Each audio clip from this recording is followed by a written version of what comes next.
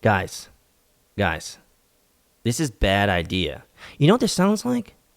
It sounds like Ethereum.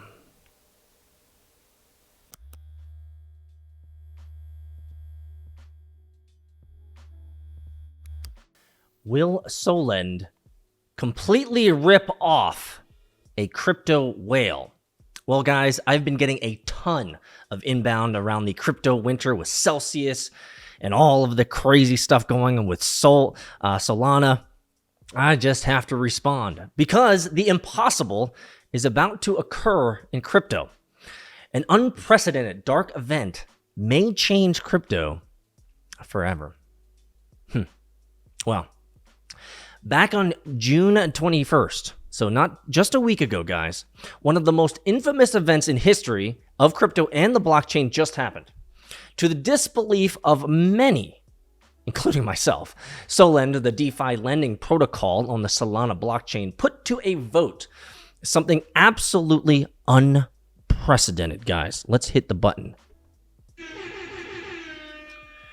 They want to take over the assets from a whale's account to liquidate them in a way that the liquidation doesn't create a severe drop in price that in turn generates a cascade of liquidations in the protocol. Yes, you heard me right. They actually intend to, and probably eventually will, rob someone of their very own money to save the protocol. I don't know if any of you guys would like to be on the other end of that. What actually happened is, well, a massive whale borrowed against their Solana holdings through a Solana DeFi protocol that goes by the name of SOLEND. The issue at hand is that the trade is about to be liquidated, and the value of the liquidation is so big that there's actually a risk, a huge risk, that the liquidation could drop the value of SOL so much that it could create a cascade of liquidations that could eventually drop SOL's value to zero. But what is this trade liquidation? Well, for leverage positions, which are trades that are executed with debt, these trades are set with a margin requirement. If the value of the underlying asset drops below that margin requirement, i.e., they don't have sufficient funds to keep the trade open, the asset is automatically transformed into cash, and the trader absorbs the total loss of the decreased value of the asset. In this case, a huge amount of SOL being converted into cash and sold back into the market, which would create a huge selling pressure on the coin and drop its value significantly. Oof. That's right.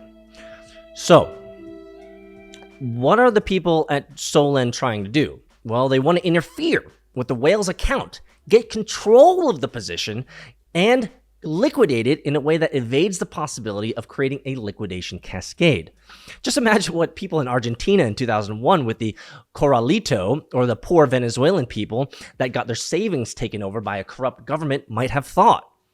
For things like crypto and the blockchain, they were created to go against this issue. This is an absolutely horrifying event that is about to occur in this space that was born to battle and handle and de-risk these types of events. But wait, there's more. In order to do this, the SOLEND team put to a vote this intervention, therefore letting the community decide. Right, well, we'll see in a second. First off, they shouldn't have the right to vote on this calamity in the first place. You can't vote to take someone's money, guys? What is this? The government? Unsurprisingly, the vote was a sham, as the voting system was down for a long period of time, and only a single wallet from an unidentified whale accounted for 98% of the yes votes. Yesterday, the second vote was created to invalidate the first vote, or rather, 6 days ago, to invalidate the first vote, and give the whole day to make the decision. As fury spread across the crypto space, the corruption was too much to handle, I guess. And these things, frankly, aren't meant to happen in crypto. No matter what eventually happens, the damage has already been done. Even though I have a deep distaste for Solana, a project that I feel is glorified centralized database, proven by the continuous and embarrassing outages that have completely discarded it as a viable blockchain on which to build, if we maybe even can consider it a blockchain at this point. However, the nature of the problem here is that independent of it being on the Solana blockchain, you cannot vote to steal people's money. Come on, guys, what's going on? The reason for this is that they are about to do, and what they are going to do is going to rewrite the smart contract so they can intervene on the whale's account. In other words, change the rules of the game before it is even started. Guys, this is bad idea. You know what this sounds like? It sounds like Ethereum.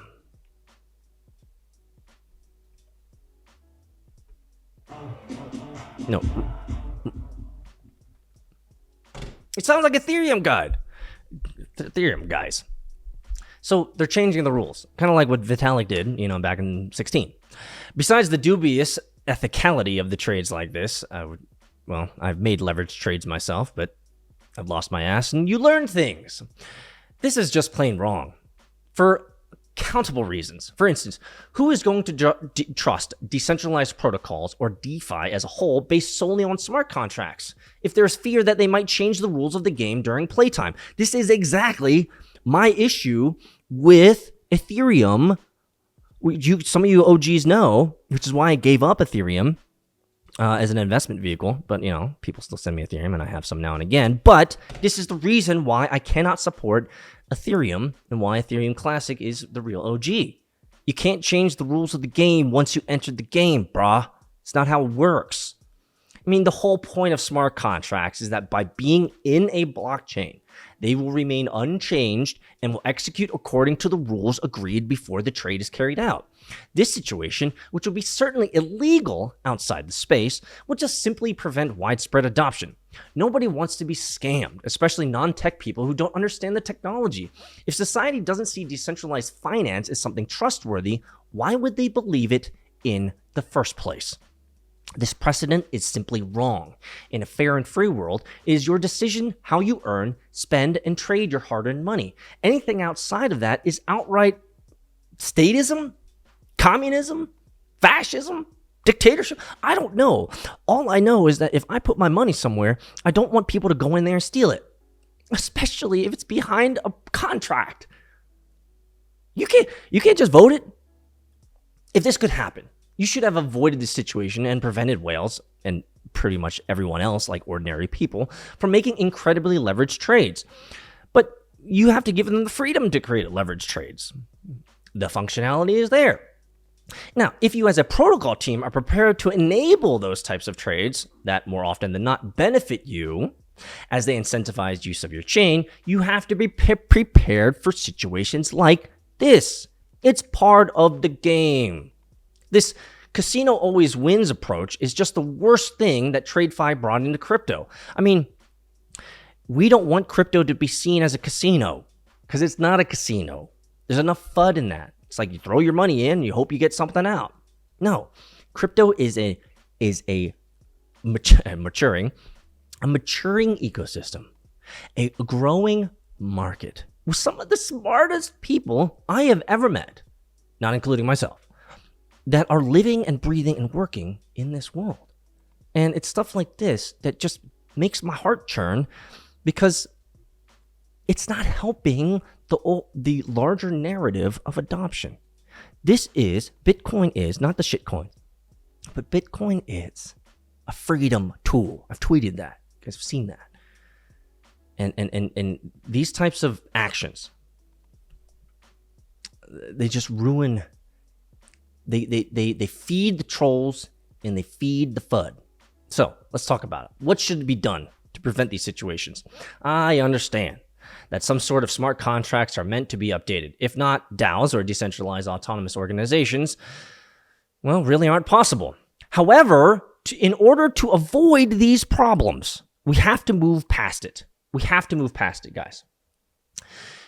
In order to avoid DAOs becoming scammy and corrupt centralized rule makers, certain actions have to be taken. For instance, as Charles Hodgkinson, the founder of Cardano, proposed, there should be two types of smart contracts. Those that can be updated for governance purposes, for example, and those that can't. Situations like the one we're talking about right now with SOLEND.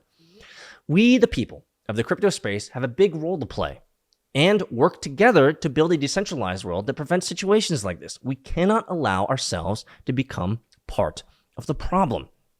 And so this is the issue.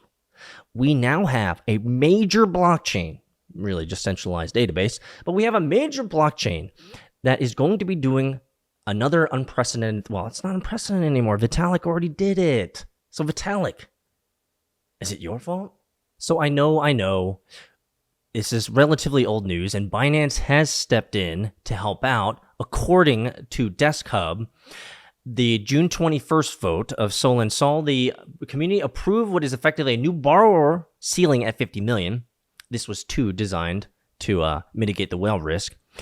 But by this point, the outreach effort finally yielded fruit, according to Desk Hub. Binance had gotten the borrower whale's attention, and they're able to contact them via email, and over the next couple days, the situation was slowly resolved.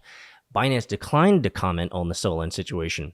A spokesperson at the exchange confirmed it has been an intermediary between the project teams and the account holders in the past. And in terms of the recovery, is this going to be the mechanism in which we work with whales and work with traders and saying, hey, look, you could destroy cryptocurrency, you could destroy a blockchain because you're just a whale? Regardless, guys, I don't get hyped up on. I know I'm going to get a lot of comments of like, "Oh, Peter, this is old news." It's not old news. This is still a problem. You might say, "Oh, it's been resolved." How? You talk to it. He could do whatever he wants. We need to move away from this type of recourse where it's like, "Oh, my blockchain's in trouble. Let's just hit up people that own lots of my token." That's the point, guys. Don't get it twisted. Don't get it twisted. See you in Meta. See you in Discord, MetaFam.